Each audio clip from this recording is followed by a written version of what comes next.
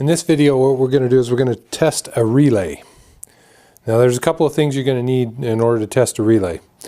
You're either going to need some jumper wires, a couple of jumper wires like the ones we made in another video, or you may need a power probe, which is what I'm going to use. I'm going to use a power probe.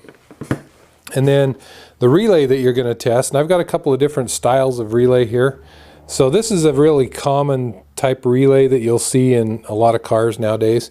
And this is just a 4-pole relay. There are some that have 5 terminals on them.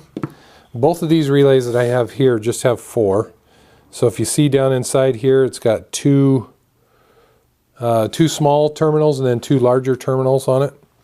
So we're going to test those relays, and then you'll also need a DVOM in order to test the relay as well. So what we're going to do is we're going to energize the relay. Now if you look at this relay, it's got, I'm going to point at it here, it's got a wiring diagram on the relay itself.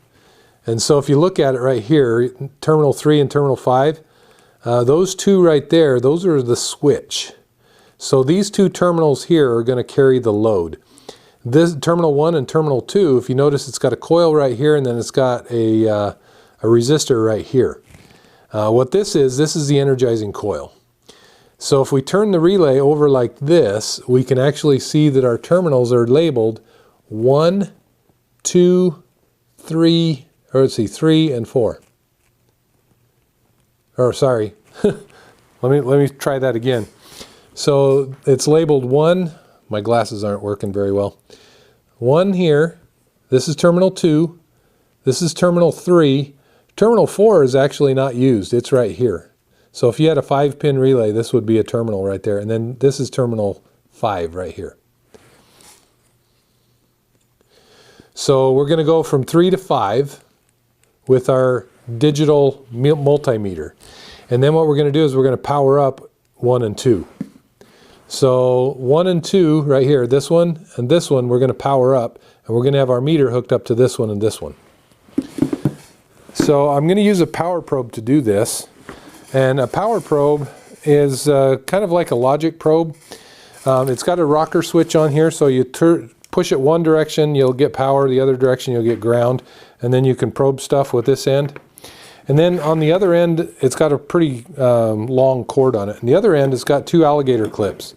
These alligator clips you hook up to a battery, positive and ground, and then you can use the power probe to power things up with. So I'm going to hook up the power probe, and then I'll show you how that works. So this power probe is actually quite old. This is one of the first power probes that came out. I purchased it when I was working at the Cadillac dealership. But it works really well, so I've never replaced it because it works just fine. The power probe that I have at the school and the ones that you can check out, they actually have a digital display up here, and they have a button or bells and whistles on them and all kinds of stuff.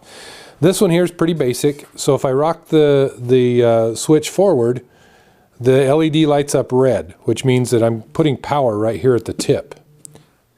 And if I rock the switch backwards, it goes green. And so that means that I'm putting ground right here at the tip. And then on the bottom side of the power probe, it has an extra wire on it. So this wire, if I'm powering something up, this wire is going to be hooked up to part of what I'm powering up. So I'm going to hook it up to terminal number 1, and then what I have to do is power up terminal number 2. So you see that I've got my 1 wire hooked up to power 1, or to terminal 1, and then I've got my power probe touching terminal number 2, and if I rock the switch forward and turn it on, I don't know whether you can hear that or not, but you can hear the relay clicking. So I'm powering up the relay every time I turn it on. Now what I want to do is I want to make sure that the relay is good. A relay can click like that and still not be very good. So what I'm going to do is I'm going to hook my meter up, and I'm going to check the ohms resistance across the load carrying terminals. So on this one, what I've done is I purchased some meter leads to go with my meter that I can interchange the tips on. So I'm going to pull these are the probing tips. I'm going to pull those off. And I'm going to install my clamps.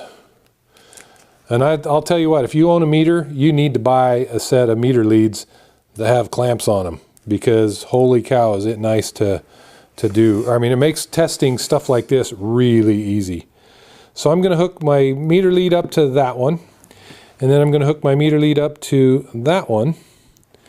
And then what I have to do is power up on this last leg right here. So I'm going to turn my meter to ohms, and I should be reading OL across here. Now when I power up the relay, that should read continuity. So I'm going to put my power probe on here so you can see the green light, and then when I turn it red, whoops, if I can keep my meter or my power probe from sliding off the terminal. So I'm going to turn it red. And you see there, I've got 12 ohms of resistance. It's going down to about 9 or 10 ohms of resistance. So that tells me this relay is good. You can see every time I power it on. All I'm looking for is continuity when I have it powered on. So you can see the red light on my power probe, and the relay is on. There you go. And that's all there is to testing a relay. Now this relay was actually pretty easy to test, simply because it has a wiring diagram on the outside of it, so I could easily see which terminals I needed to probe. This relay has nothing on the outside of it. Okay? So, but I can tell which ones I want to probe by looking at the terminals inside.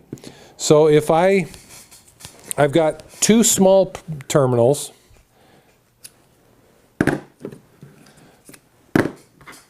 so if I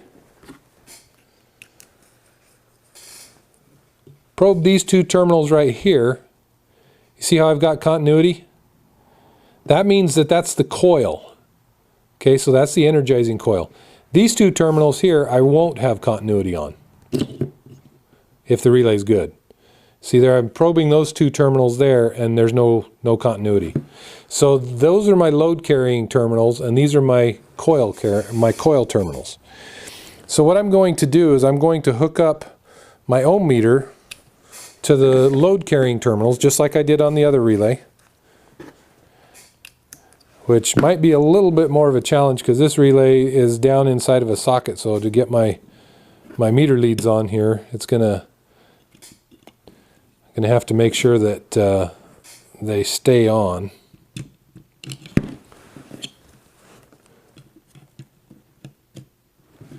Okay, so I've got my meter leads on there, and if you notice, I'm reading OL. Okay. So now, same thing as before, I'm going to put my little alligator clip down there on the one terminal, and I know you can't really see this in the camera because there's too much going on down inside the relay. But I'm going to poke down inside here and touch the other terminal.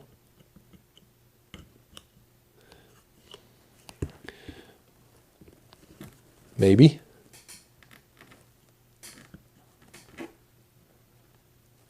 Okay, I've got the other terminal touched. You can see that because I've got the green light on. So now I'm going to power it up, and I've got continuity.